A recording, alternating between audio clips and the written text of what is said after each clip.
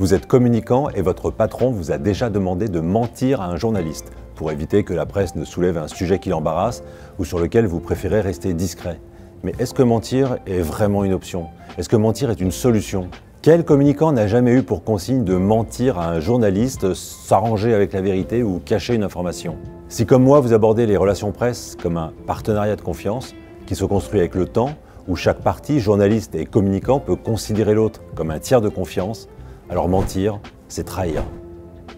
Le communicant ne doit pas mentir au journaliste, comme le journaliste n'a pas à mentir au communicant. Si à l'inverse, vous considérez les relations presse comme un jeu de propagande, où c'est au plus malin, au plus rusé de l'emporter, ok, tous les coups sont permis, mais alors pour le journaliste aussi. Mentir est une option à qui veut prendre des risques et jouer à un jeu très dangereux. Dangereux pour l'image de l'entreprise, dangereux pour la réputation des dirigeants, dangereux pour la notoriété de la marque, dangereux pour le professionnel de la communication qui se discrédite. C'est pourquoi pour moi, mentir n'est pas une option. En communication, il ne faut jamais mentir. Pour autant, on n'est pas obligé de tout dire. Non, je ne joue pas avec les mots. Ma règle est simple, ne jamais mentir. Sans même parler d'éthique, le mensonge est devenu bien trop risqué. Il mène droit à la crise, à la viralité des révélations et à la preuve du mensonge qui fera le buzz. Qui peut prendre ce risque aujourd'hui? Ne jamais mentir, mais pas obligé de tout dire. Ça veut dire quoi?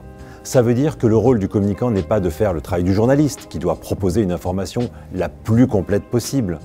Le travail du communicant, lui, est d'attirer l'attention sur un sujet, mettre l'accent sur un angle, de valoriser ce qu'il veut promouvoir ou de défendre ce qu'il veut protéger. Il n'a pas d'obligation à fournir un décryptage complet ou tous les codes de compréhension. Son rôle est de mettre la lumière sur ce qui l'intéresse, mais certainement pas de mentir. Les seules limites sont celles de la confiance. Dans une relation de confiance, le communicant, qui ne doit pas non plus trahir son entreprise, pourra dire à un journaliste qu'il ne sait pas, si c'est vrai, qu'il dispose de la réponse, mais qu'il n'est pas autorisé à la donner, qu'il ne peut pas en dire plus à ce stade.